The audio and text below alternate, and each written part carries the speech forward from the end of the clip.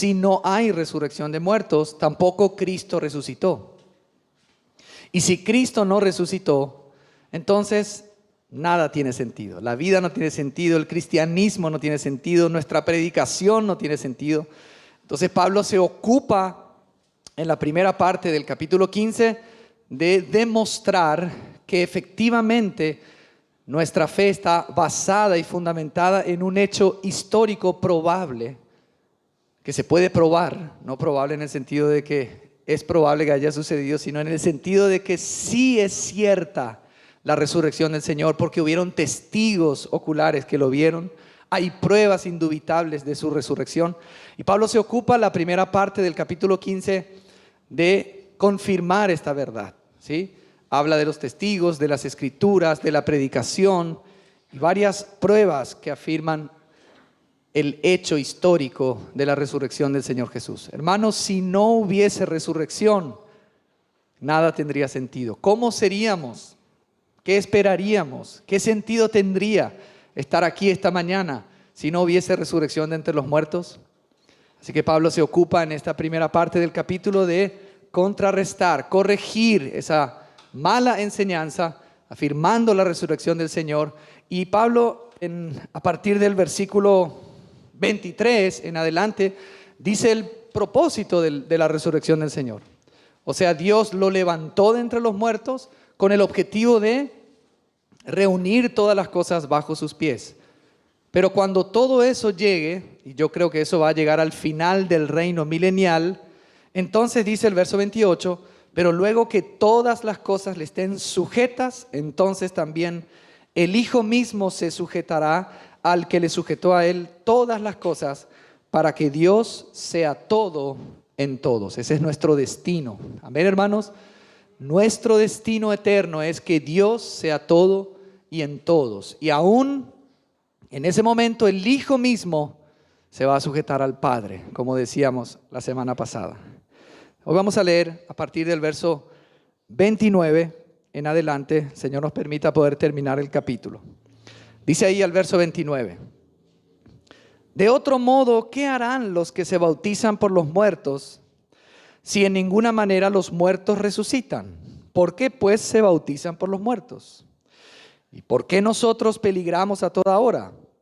Os aseguro, hermanos, por la gloria que de vosotros tengo en nuestro Señor Jesucristo, que cada día muero. Si como hombre batallé en Éfeso contra fieras, ¿qué me aprovecha? Si los muertos no resucitan, comamos y bebamos, porque mañana moriremos. No erréis, las malas conversaciones corrompen las buenas costumbres. Velad debidamente y no pequéis, porque algunos no conocen a Dios, para vergüenza vuestra lo digo. Hermanos, aquí en estos versículos el apóstol Pablo continúa o vuelve a aquella argumentación de que no tendría sentido muchas cosas si efectivamente no hay resurrección de los muertos. El versículo 29 es uno de los versículos más difíciles de interpretar, y hay varias interpretaciones, no vamos a perder mucho tiempo en esto, pero yo les quiero leer un par de interpretaciones. Versículo 29, acerca de esta probable práctica de algunos que se bautizaban por los que estaban ya muertos. Pablo dice, ¿por qué? ¿Qué sentido tiene que algunos se bauticen por los muertos si no hay resurrección de muertos?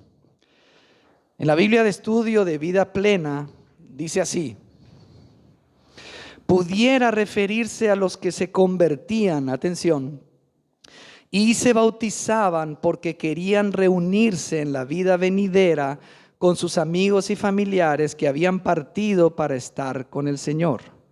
De nada serviría obrar de esta manera si los muertos no resucitan, porque se podría traducir, se bautizan a causa de los muertos. O sea, una interpretación podría ser de que algunos estaban bautizando a causa de los que ya estaban muertos, porque tenían el deseo de poder verlos en la vida futura. Otra interpretación que encontré interesante es esta, según la Biblia de Estudio de MacArthur. Dice así: se refiere a creyentes vivos que dan testimonio externo de su fe en el bautismo por agua, porque fueron atraídos a Cristo por la vida ejemplar, la influencia fiel y el testimonio de otros creyentes que después murieron.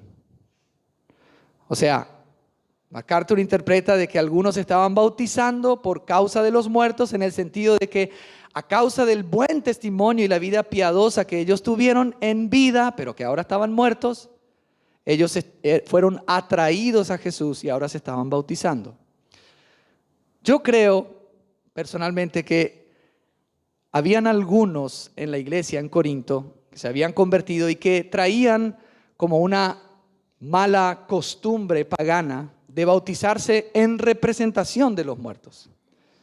Y Pablo dice, ¿qué sentido tendría bautizarse por los que ya están muertos si efectivamente no hay resurrección? No es que Pablo está aprobando esta práctica, pero evidentemente habían algunos que individualmente estaban convencidos de que podían bautizarse por sus seres queridos que habían creído, pero que todavía no se habían bautizado.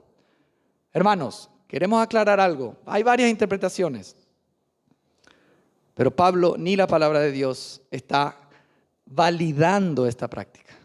Hoy están los mormones que se bautizan por los muertos, convencidos de que eso sirve para la salvación de aquellos que están muertos.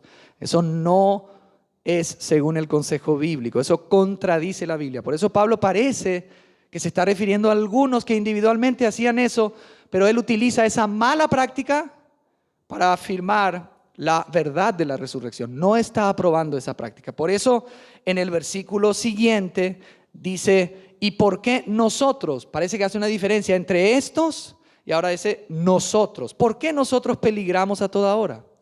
Pablo y los apóstoles, por causa de ser cristianos, apeligraban la vida a toda hora. Era un riesgo constante en la vida de Pablo el ser cristiano, porque Pablo era un hombre que vivía piadosamente, que predicaba el evangelio y constantemente estaba en peligro de muerte. Y Pablo dice, ¿qué sentido tendría si no hay resurrección? Y ahora en el 31 dice, y os aseguro, hermanos, por la gloria que de vosotros tengo, nuestro Señor, que cada día muero. Pablo no está diciendo que todos los días moría físicamente. Lo que él está queriendo decir es que todos los días estoy expuesto a la muerte. La Nueva Traducción Viviente traduce muy bien y dice, todos los días corro el peligro de morir. ¿Sí? Eso es lo que está queriendo decir Pablo. Todos los días, Pablo, hermanos, había gente que lo quería matar por causa de su obra, por causa de ser cristiano. Entonces el argumento de Pablo es, no tendría sentido correr estos riesgos de muerte si efectivamente no hay resurrección de muertos. El 32 dice lo mismo, si como hombre batallé en Éfeso contra fieras, ¿qué me aprovecha? Si los muertos no resucitan, comamos y bebamos, porque mañana moriremos. Pablo recuerda a los corintios aquello que él había vivido en Éfeso. Él estuvo 3 años en Éfeso. Y habían prácticas en las arenas de luchas de hombres contra animales, contra fieras. Y él utiliza esa ilustración verdadera para hablar de que esas fieras contra las cuales Pablo luchaba eran ¿quiénes? Los judíos que lo perseguían, los gentiles y paganos que se confabulaban para matarlo. Había, por ejemplo, un hombre en Éfeso que construía, se llamaba el platero Demetrio. Él construía templecillos para la diosa Diana. Cuando Pablo llega a Éfeso y predica el evangelio, dice que estos dioses hechos por manos humanas no son dioses, son ídolos, no sirven de nada. Entonces Demetrio se levanta y empieza a juntar a todos los plateros y dice, pero este nos está arruinando el negocio. Y se levanta contra Pablo y está el alboroto en Éfeso que vemos en Hechos capítulo 19. Entonces Pablo estuvo luchando contra fieras. Hermanos, realmente hay siervos del Señor que han pagado un precio muy alto para poder perseverar en el evangelio y que la palabra de Dios llegue a nosotros, así como el apóstol Pablo. Y Pablo aquí trae una frase de Epicuro. Estaban los epicúreos que tenían una filosofía de que como no había, según él, 350 antes de Cristo, vida después de la muerte, entonces comamos, bebamos, total mañana vamos a morir. Pero Epicurio era un hedonista racional. O sea, él decía, sí, dale placer a tu cuerpo, pero no exageres para no después sufrir las consecuencias.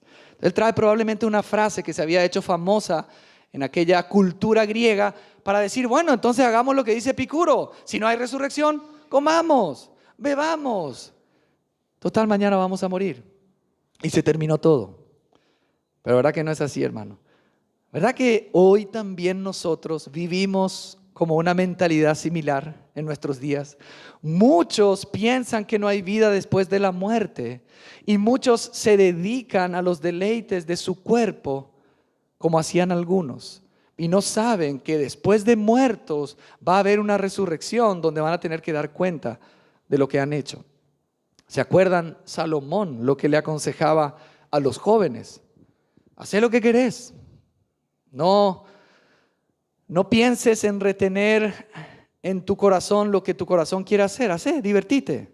Pero, decía Salomón, recordate que sobre todas estas cosas Dios te va a pedir cuenta. Así que el consejo de Salomón, ¿cuál era? Acuérdate de tu Creador en los días de tu juventud, porque la palabra de Dios nos muestra y el pensamiento judío también nos muestra que sí hay resurrección de muertos. Así que, hermanos, vamos a resucitar. Si nos morimos antes de que venga el Señor, si no somos de esa generación, vamos a resucitar. Y los que ya murieron en Cristo van a resucitar. Por eso Pablo dice, no erréis. Las malas conversaciones corrompen las buenas costumbres. Probablemente era un poeta, un filósofo, otro que se llamaba Menandro.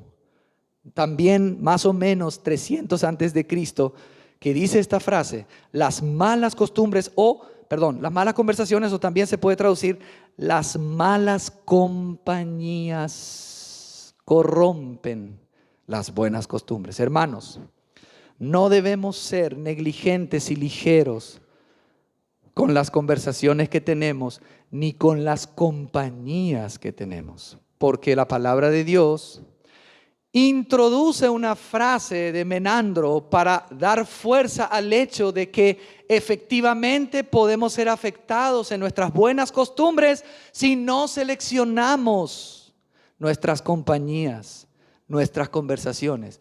No es obligatorio mantener una conversación mala con una persona porque uno es educado. No es obligatorio. Uno no tiene que necesariamente estar expuesto a una mala compañía o una mala conversación. Es bueno cortar si es una mala compañía y es bueno cortar si es una mala conversación. Porque las malas compañías y las malas conversaciones corrompen nuestras buenas costumbres. Por ejemplo, si hay una conversación entre algunos creyentes liberales, que hoy hay muchos de esos, que ya no se sujetan a la palabra y dicen, pero ¿qué tiene de malo que dos hombres se puedan casar? Si Dios es amor, ¿esa es una buena conversación? ¿Qué tiene de malo que uno no se congregue? Total, nuestra relación es con Dios y es suficiente estar en tu casa y tener relación con Dios. ¿Qué necesidad hay de reunirse con la iglesia? Es una mala conversación y puede corromper nuestras buenas costumbres. Y a veces cuando somos jóvenes en la fe y a veces tenemos un poco de orgullo porque estamos aprendiendo y pensamos que ya sabemos todo, pensamos que podemos tolerar ese tipo de compañías o conversaciones sin que nos afecten. Pero el enemigo utiliza eso para tratar de corromper nuestras buenas costumbres. ¿Qué necesidad hay de orar todos los días, leer la Biblia? Pero ¿qué necesidad hay? No exagere. Pero hermano, dedícate un poco también a la vida, a gozar de la vida. Bueno, pero hay un campamento, hay una reunión. Pero bueno, pero tu negocio es más importante. Son malas conversaciones. ¿Sí? Las malas costumbres y compañías corrompen. Las malas conversaciones y compañías corrompen las buenas costumbres. Seleccionemos, amados hermanos. Por eso Pablo dice en el 34, velad debidamente y no pequéis, porque algunos no conocen a Dios. Para vergüenza vuestra lo digo. ¿Quiénes eran esos algunos que no conocían a Dios? Estos que decían que no hay resurrección de entre los muertos. ¿Ustedes se acuerdan un grupo religioso en el tiempo de Jesús que fue a hacerle una pregunta a Jesús acerca de la resurrección, se llamaban los saduceos. Los saduceos fueron influenciados por esa mentalidad griega de Epicúreo, y también ellos llegaron a pensar que no había resurrección de muertos. Y fueron a preguntarle al Señor, le pusieron para tentarle esta hipotética situación de un hombre que muere y que tenía una esposa, y esta esposa se casó con los 7 hermanos para que no se borre su nombre. Y ellos le preguntan, ¿y en la resurrección de quién va a ser esposa? Si en la tierra fue esposa de los 7, en la resurrección ¿de quién va a ser? Como diciendo, ahora le vamos a... ¿Se acuerdan la respuesta del Señor? Vosotros erráis, le dijo el Señor, no conociendo las Escrituras ni el poder de Dios. Estas personas no conocían ni las Escrituras ni conocían el poder de Dios. Y es lo mismo que Pablo está diciendo aquí, para vergüenza vuestra lo digo. O sea que entre ustedes hay algunos que no conocen a Dios y que están hablando cosas que corrompen la sana doctrina y que atentan contra el Evangelio, porque estaban diciendo, hermanos, que no había resurrección de muertos. Qué triste sería, hermanos, de nosotros si no hubiese resurrección. Pero hay resurrección. Aleluya.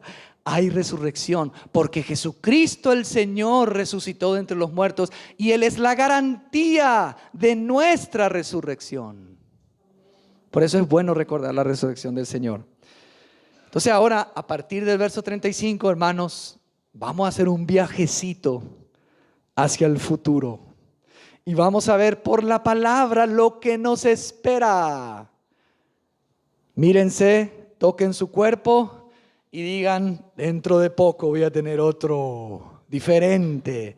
Versículo 35 dice, pero dirá alguno, ¿cómo resucitarán los muertos? ¿Con qué cuerpo vendrán? Necio, lo que tú siembras no se vivifica si no muere antes. Lo primero que va a decir Pablo respondiendo a esta pregunta probablemente sarcástica de los escépticos que no creían en la resurrección, por eso Pablo le dice necio. Pablo no tiene muchos pelos en la lengua. Lo que tú siembras no puede vivificarse si primero no muere, no se descompone. Ese es un principio de la resurrección. O sea, si no hay muerte, si no hay descomposición, no puede haber vida en resurrección. Y Pablo va a traer este principio y lo va a aplicar con un ejemplo de la semilla, de la naturaleza, ¿sí? Así que el primer principio, hermanos, de la resurrección, que es un principio que lo podemos aplicar también a nuestra vida cristiana, no puede haber vida si no hay muerte. El mismo Señor Jesús, en Juan al capítulo 12, hablando de sí mismo, Él dice en Juan capítulo 12, voy a buscar ese texto.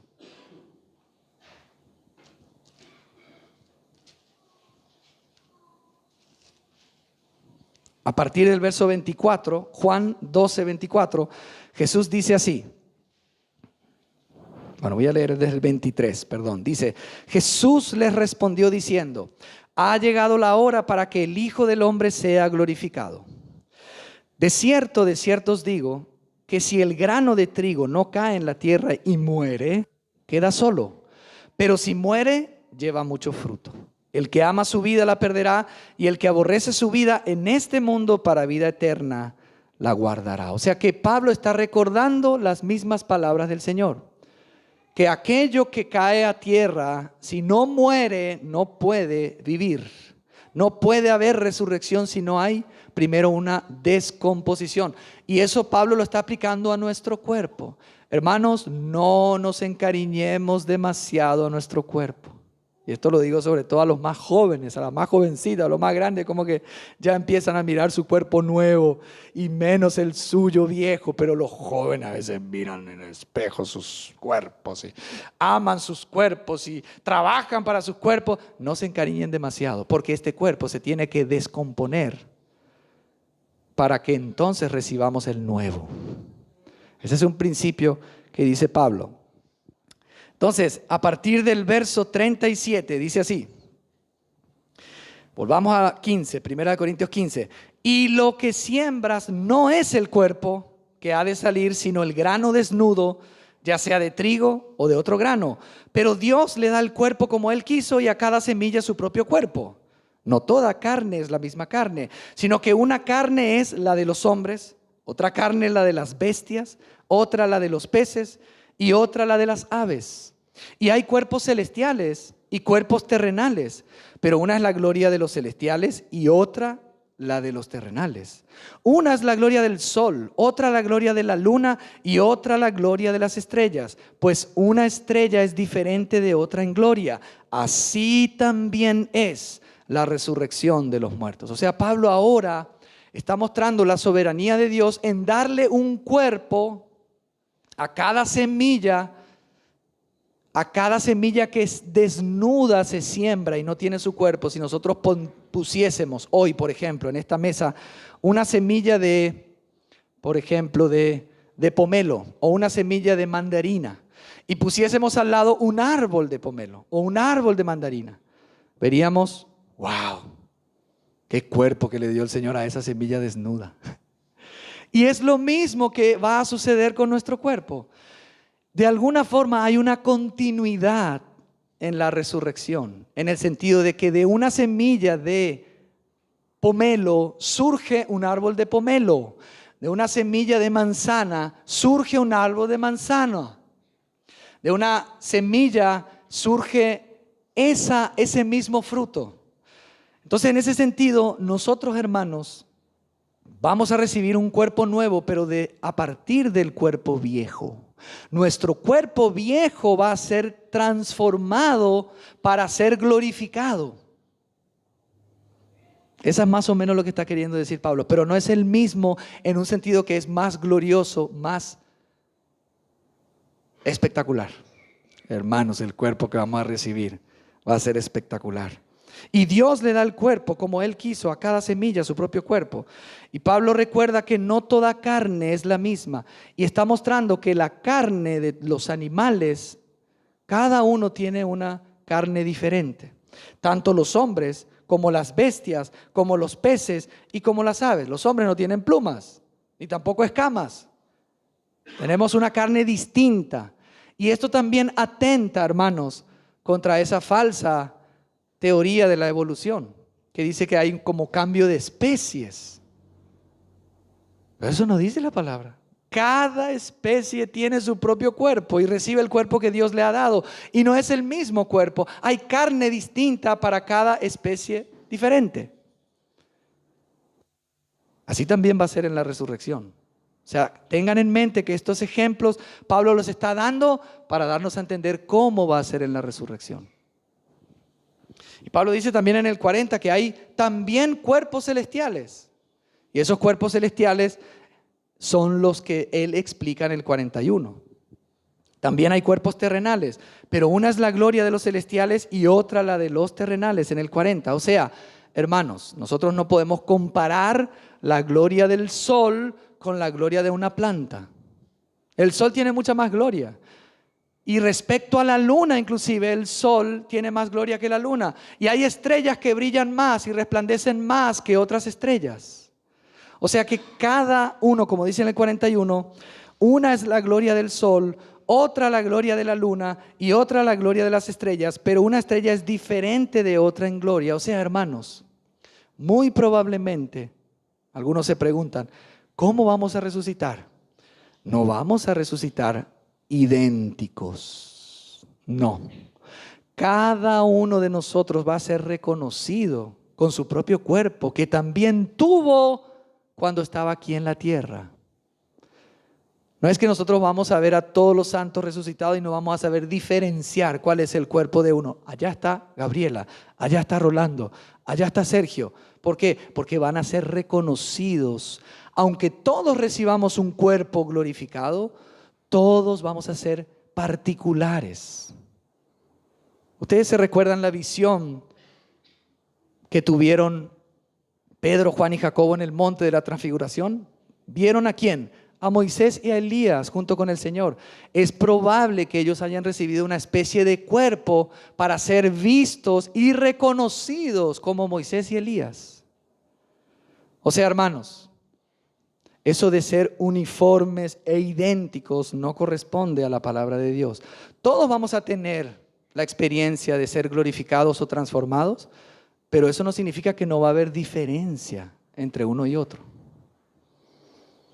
Amén. Por eso dice en el 42, así también es la resurrección de los muertos. Y ahora Pablo va a hacer un contraste, hermanos, y acá empieza a ser cada vez más interesante esto. Miren los contrastes que hace Pablo.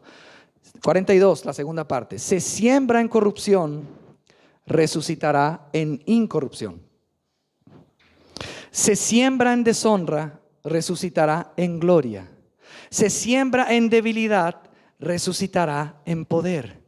Se siembra cuerpo animal, resucitará cuerpo espiritual. Hay cuerpo animal y hay cuerpo espiritual. Miren los contrastes, hermanos, que hace Pablo para mostrarnos cómo van a ser nuestros cuerpos.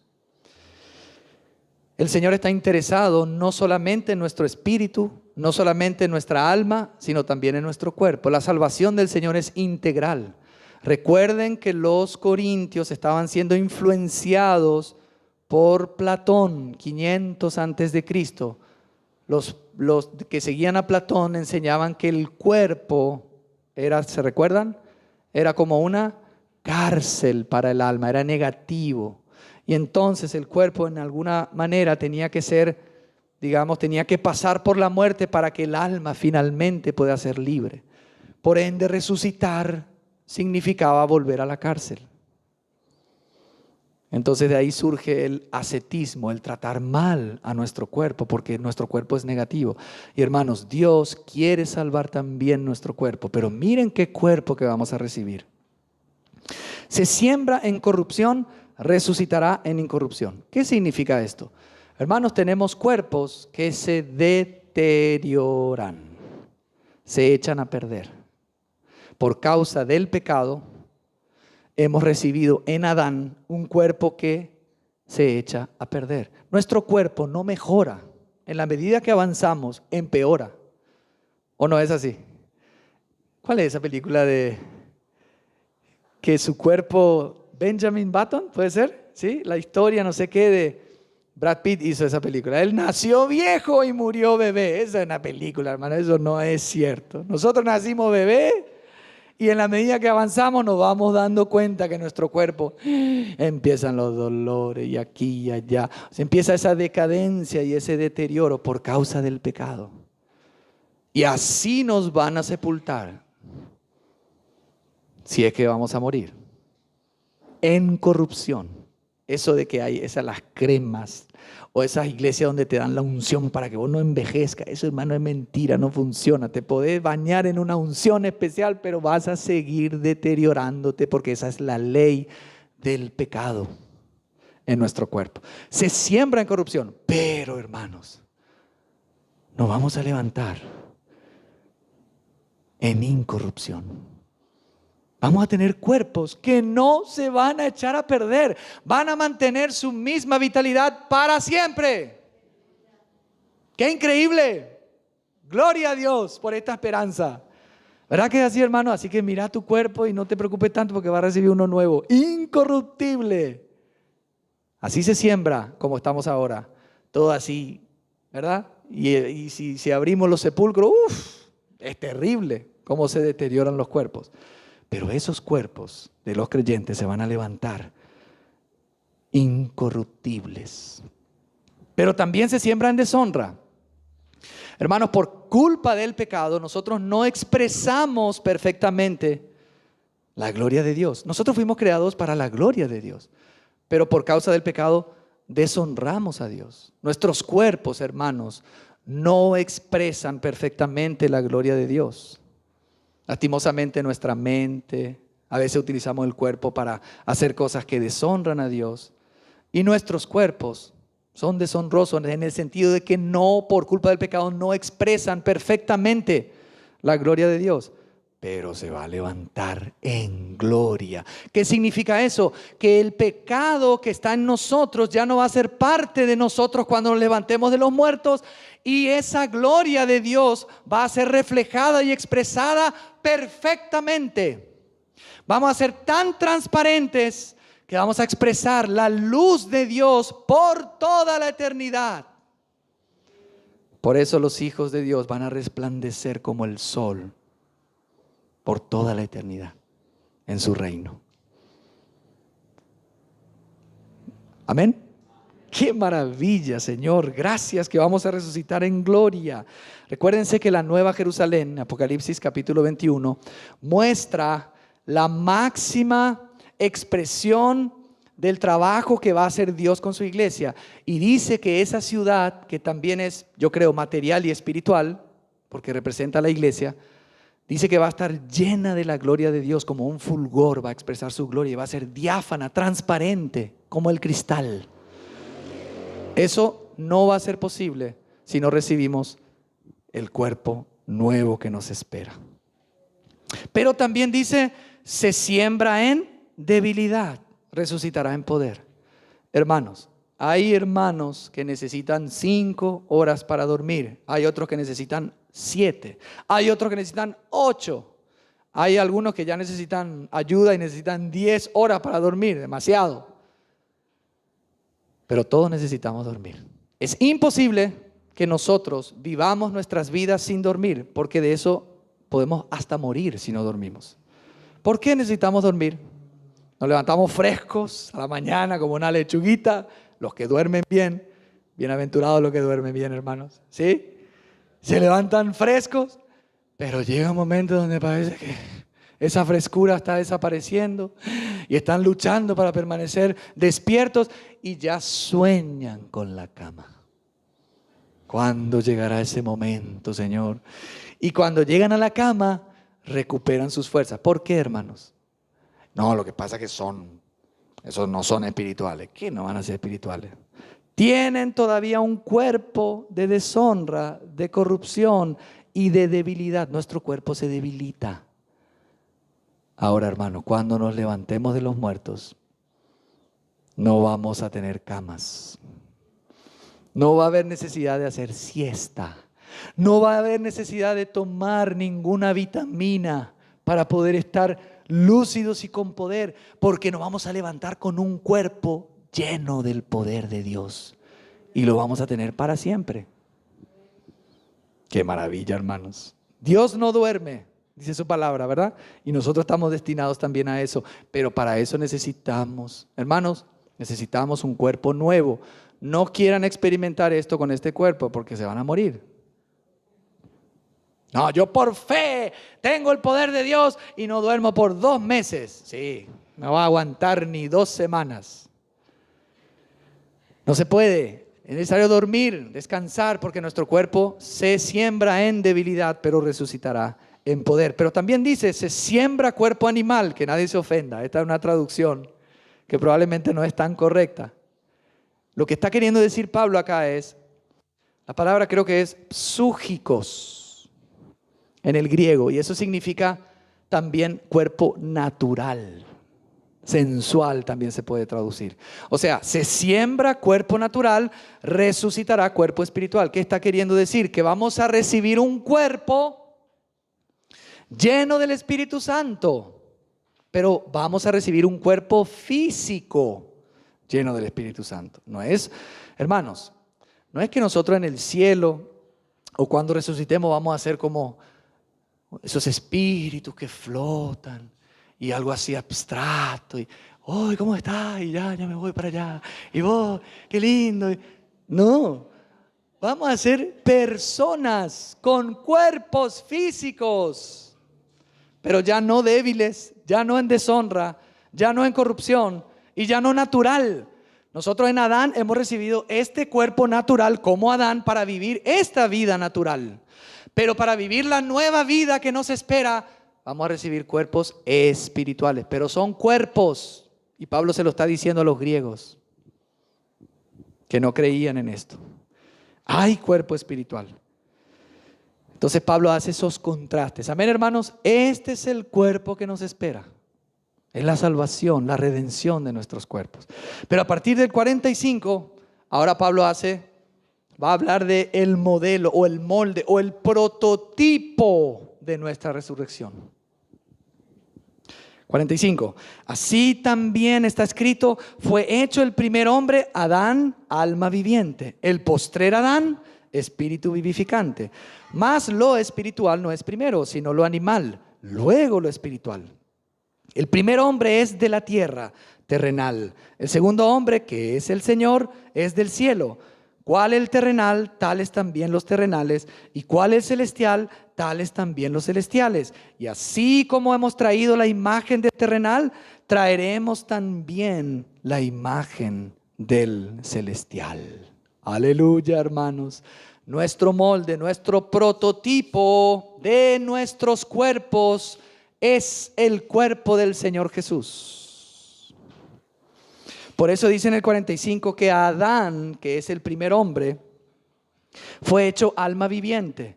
Dios sopló y él fue hecho alma viviente. Le dio un cuerpo, pero a ese cuerpo hecho del polvo de la tierra le sopló. Y él fue hecho alma viviente. Pero el postrer Adán, que es Jesucristo, fue hecho espíritu que da vida o espíritu vivificante. ¿Cuándo fue hecho eso el Señor? ¿En su encarnación? No. ¿Cuándo el Señor fue hecho espíritu vivificante?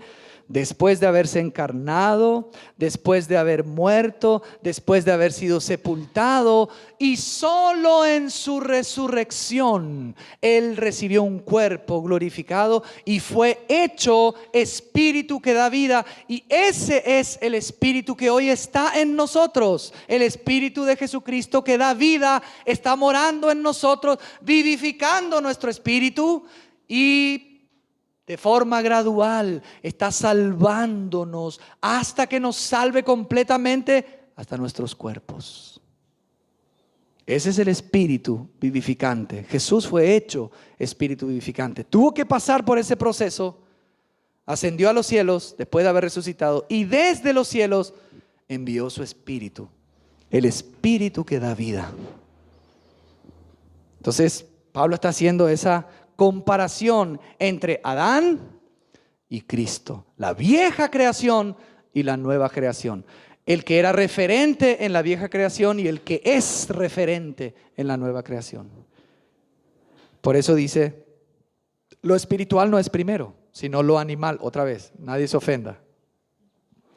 Lo natural podríamos decir, luego lo espiritual. O sea, primero era Adán, después Cristo, ¿sí? Y también nosotros debemos nacer primero en la carne para decidir en esta vida por Cristo y entonces resucitar de entre los muertos con un cuerpo espiritual. ¿No le decía eso el Señor a Nicodemo? Lo que viene de la carne, carne es, pero lo que viene del espíritu, espíritu es, o lo que nace, creo que dice. ¿Sí? Primero es lo natural, después lo espiritual. Y ahí dice de vuelta que el primer hombre es de la tierra. Adán, hermanos, fue creado del polvo de la tierra. Pero el segundo hombre, que es del Señor, vino del cielo. El Señor vino del cielo. Y así como el terrenal, que era Adán, también son los terrenales. Hermanos, nosotros si nos miramos hoy nuestros cuerpos, tenemos un cuerpo así, porque lo hemos recibido en Adán.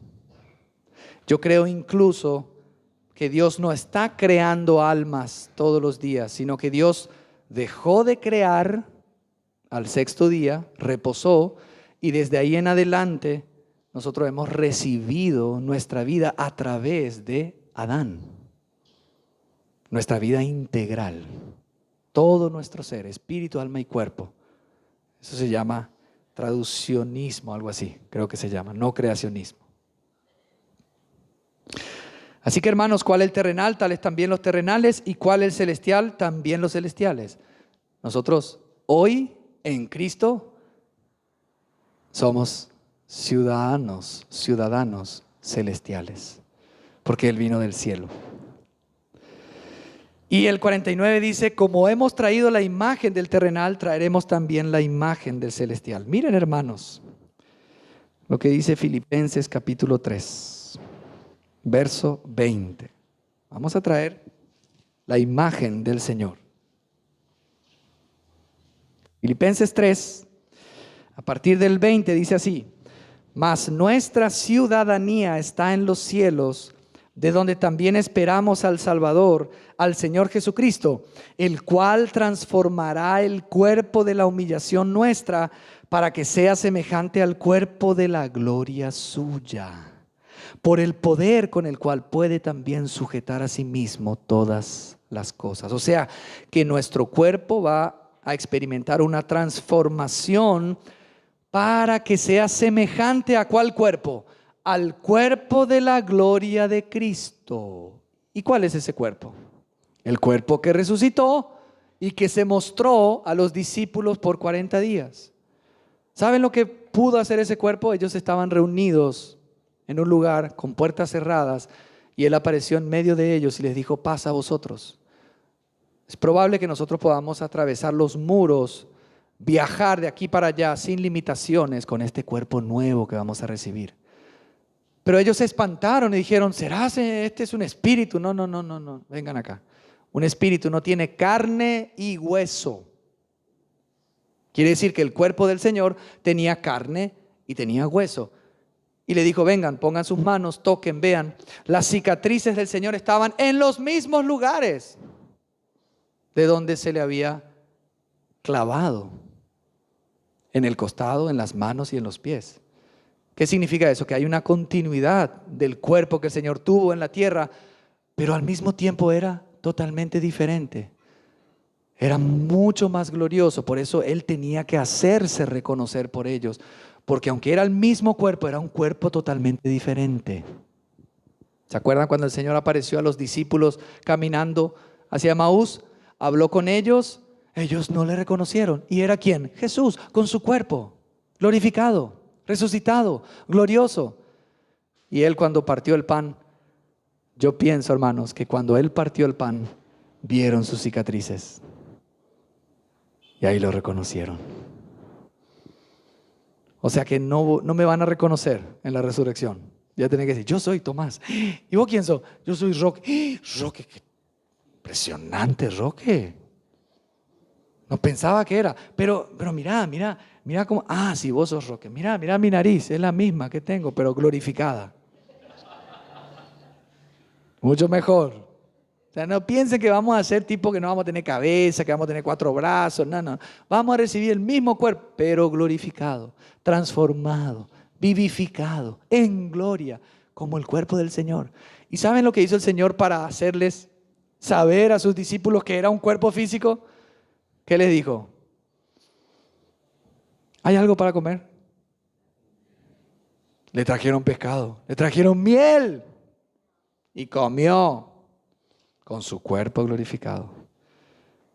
Vamos a seguir comiendo, vamos a hacer ágape, hermanos. Aún en la resurrección. Amén, Roque, estamos felices. Amén, Roque está acá feliz. Gloria a Dios. Quiero leer otro pasaje, 2 de Corintios 5. Miren, hermanos, lo que dice ahí. A partir del verso 1. 2 de Corintios 5 dice, voy a darle tiempito, 3 segundos, 1, 2, 3. Porque sabemos que si nuestra morada terrestre, ahí está hablando Pablo de este cuerpo, este tabernáculo se deshiciere, tenemos de Dios un edificio, una casa no hecha de manos, eterna en los cielos. ¿Qué es eso? Nuestro cuerpo. Aleluya. Y por esto gemimos también, deseando ser revestidos de aquella nuestra habitación celestial, pues así seremos hallados vestidos y no desnudos, porque asimismo los que estamos en este tabernáculo gemimos con angustia, porque no quisiéramos ser desnudados, sino revestidos, para que lo mortal sea absorbido por la vida. Aleluya. Tenemos un edificio, una casa en los cielos, un nuevo tabernáculo celestial que es nuestro cuerpo que nos está esperando. Amén, hermanos, eso es parte del Evangelio. Hay otro pasaje que está en Primera de Juan, capítulo 3. No puedo dejar de leer ese texto. Primera de Juan, capítulo 3. A ver, el verso es el 2. Dice así.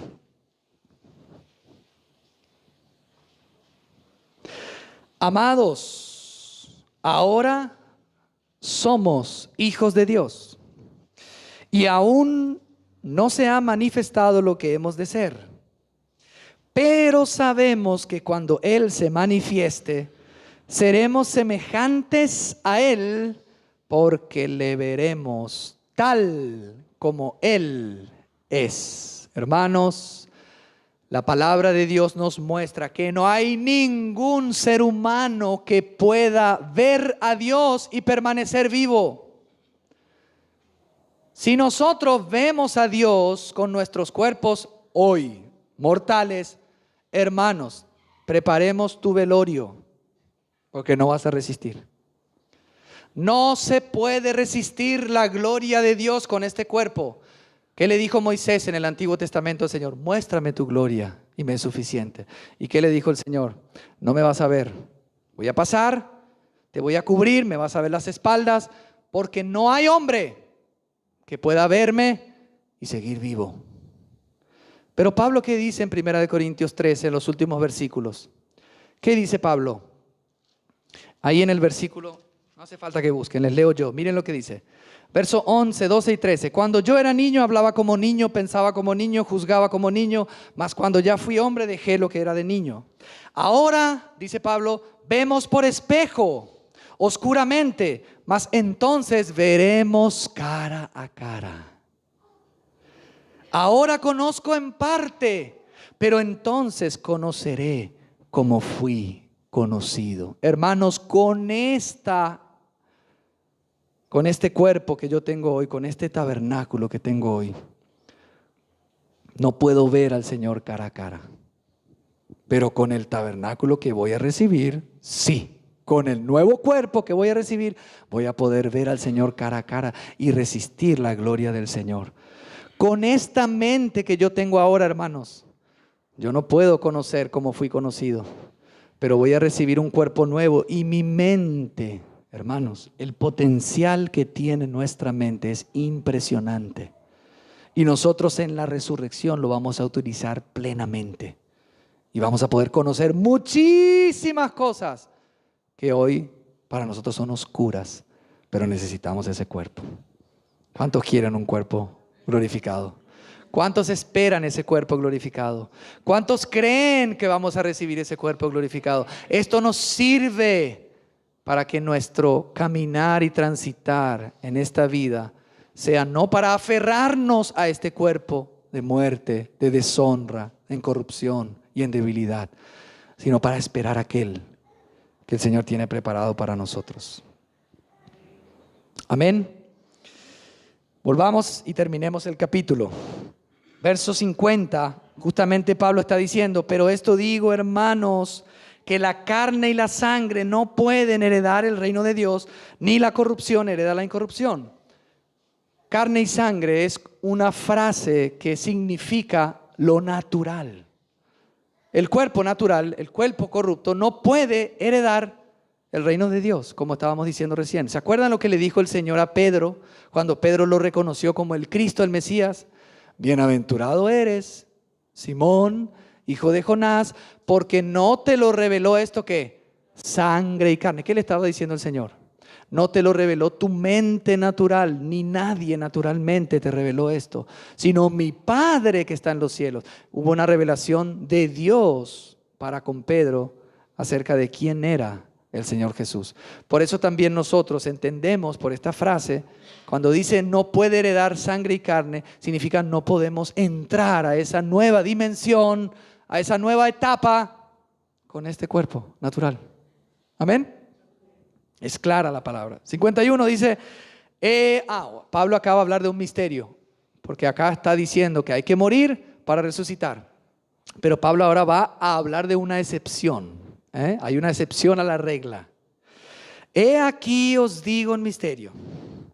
No todos dormiremos, pero todos seremos transformados en un momento, en un abrir y cerrar de ojos, a la final trompeta, porque se tocará la trompeta y los muertos serán resucitados incorruptibles y nosotros seremos transformados, porque es necesario que esto corruptible se vista de incorrupción y esto mortal se vista de inmortalidad. ¿De qué está hablando Pablo?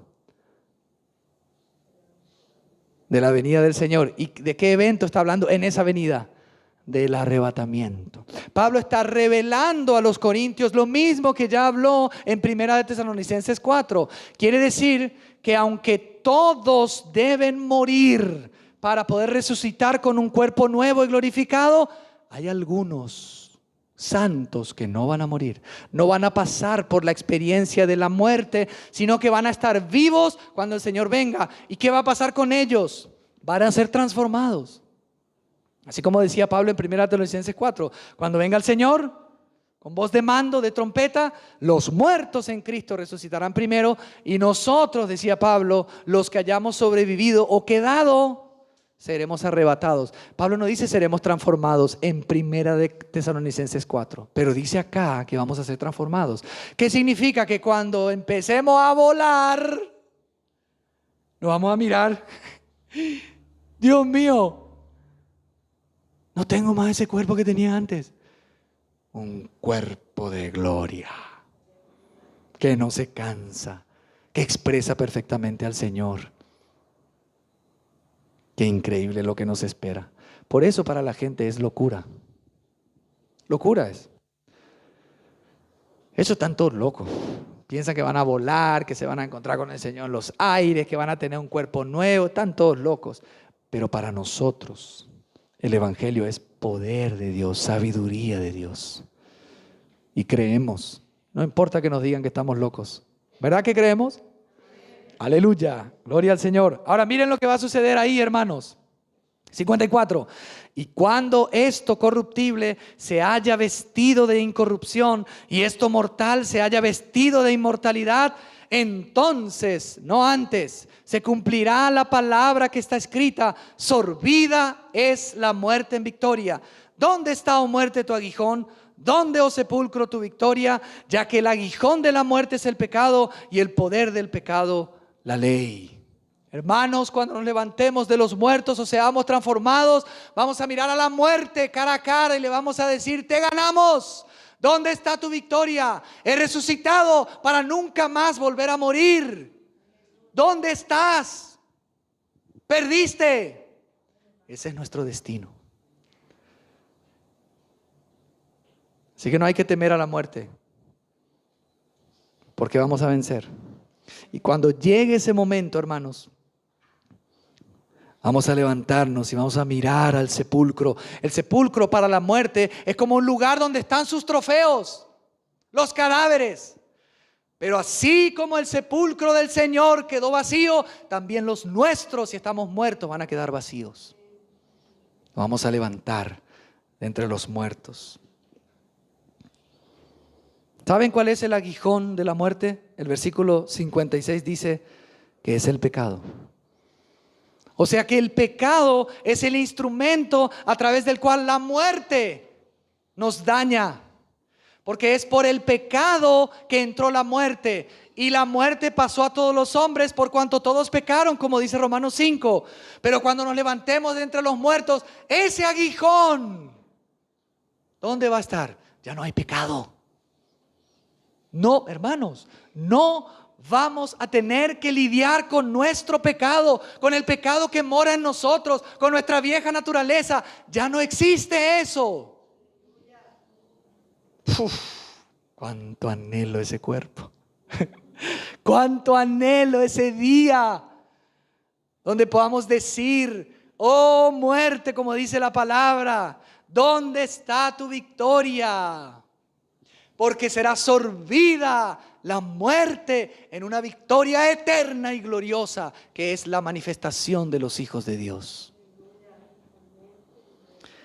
Pero también dice que el poder del pecado es la ley.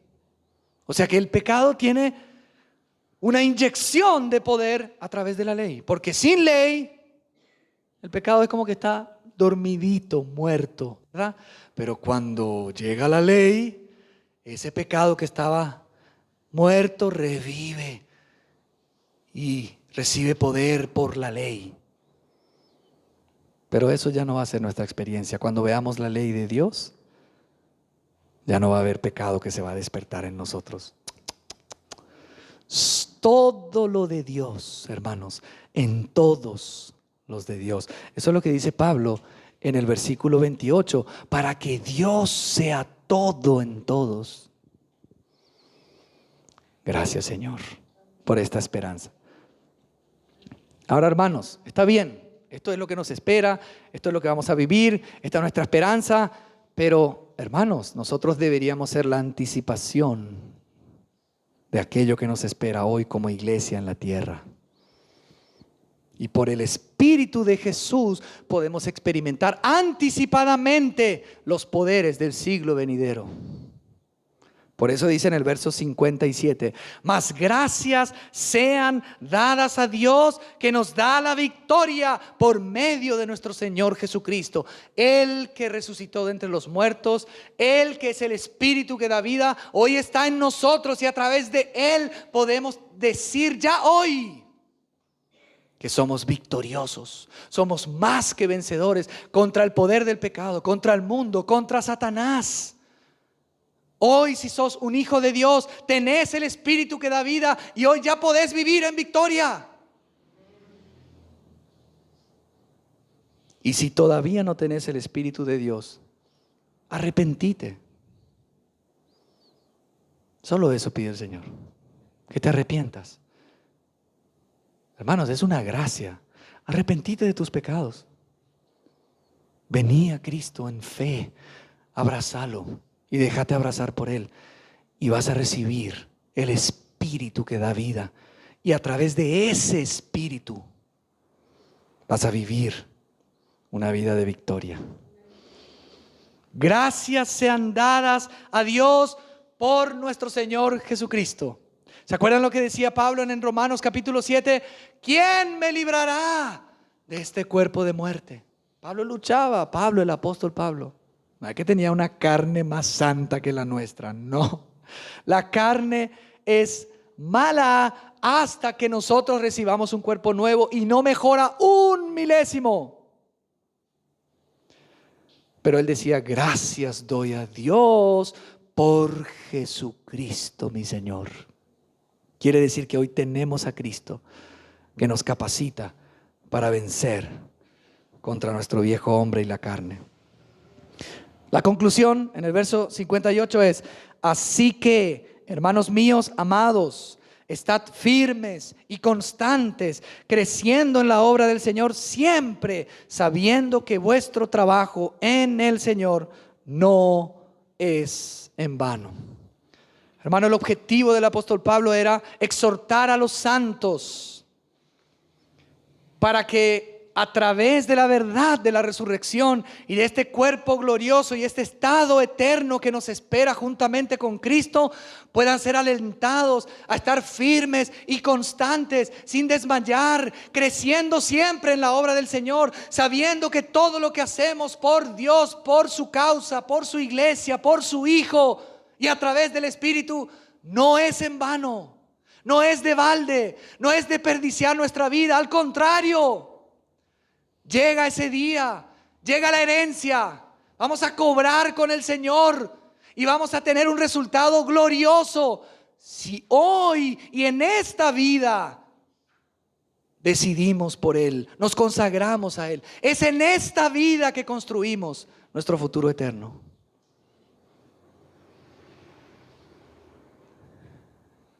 ¿Cómo nos estamos preparando para ese tiempo? ¿Será que nos estamos cansando? ¿Será que pensamos que es en vano? ¿Será que le creemos a Satanás de que todo al fin y al cabo sigue igual como antes y que no tiene sentido? No le creamos a Satanás. Hay resurrección de entre los muertos porque Jesús resucitó y nos espera un estado de gloria eterno juntamente con Él para la gloria de Dios. Así que, hermanos, nuestro trabajo en el Señor no es en vano. Yo sé que no es fácil. Más nos consagramos al Señor, más nos rendimos al Señor, más entregamos nuestra vida al Señor y más fuerte oposición hay. Se hace más difícil todo. Yo lo sé por experiencia. Pero no desmayes, hermano. No desmayes. No te canses. No te canses. Volvé a leer la palabra todos los días. Volvé a buscar al Señor en intimidad. Volvé a abrir tu boca para hablar de Cristo a todos aquellos como una vez les hablabas. Volvé a hacer el culto familiar en la iglesia. Volvé a congregarte como antes. Volvé a cantar como antes. Volvé a consagrar tu vida al Señor y a la iglesia para poder servirlo, porque no es en vano. no es en vano. El Señor viene. Que el Señor nos encuentre trabajando y creciendo en la obra del Señor hasta que Él vuelva para la gloria de su nombre. Vamos a orar.